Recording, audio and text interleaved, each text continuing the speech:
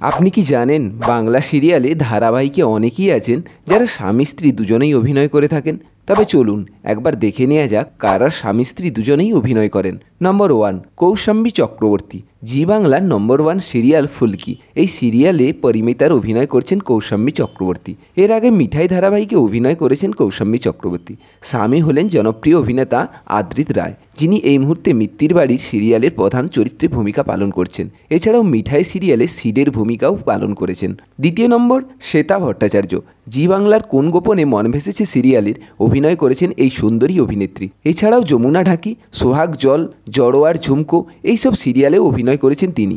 এই অভিনেত্রীর স্বামী হলেন জনপ্রিয় অভিনেতা রুবেল দাস, যিনি এই মুহূর্তে নিম ফুলের মধু সিরিয়ালে অভিনয় করছেন। নাম্বার 3, নীল ভট্টাচার্য, যিনি এই মুহূর্তে জি বাংলার অমর সঙ্গী সিরিয়ালে রাজী চরিত্রে ভূমিকা পালন করছেন। এছাড়াও কৃষ্ণকলি, বাংলা মিডিয়াম, কুমার সঙ্গের মতো জনপ্রিয় ধারাবাহিকেও অভিনয় করেছেন।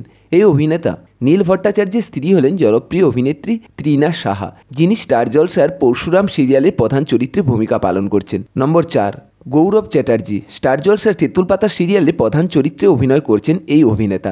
এর আগে স্টার জলসার গাঁটছাড়া ধারাবাহিকের প্রধান নায়ক ঋদ্ধিমান সিংহের চরিত্রে অভিনয় করেছেন তিনি। এছাড়াও রানী রাসমণি সিরিয়ালেও তিনি অভিনয় করেছেন। অভিনেতা গৌরব চ্যাটার্জি স্ত্রী হলেন দেবনীলা কুমার চ্যাটার্জি, যিনি সাহেবের চিঠি ধারাবাহিকে অভিনয় করেছেন। নম্বর 5, উদয় প্রতাপ সিং।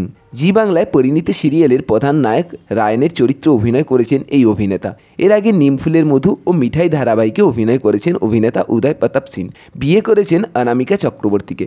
অনামিকা চক্রবর্তী স্টার জলসার এখানে আকাশ নীল ধারাবাহিকে অভিনয় করেছেন।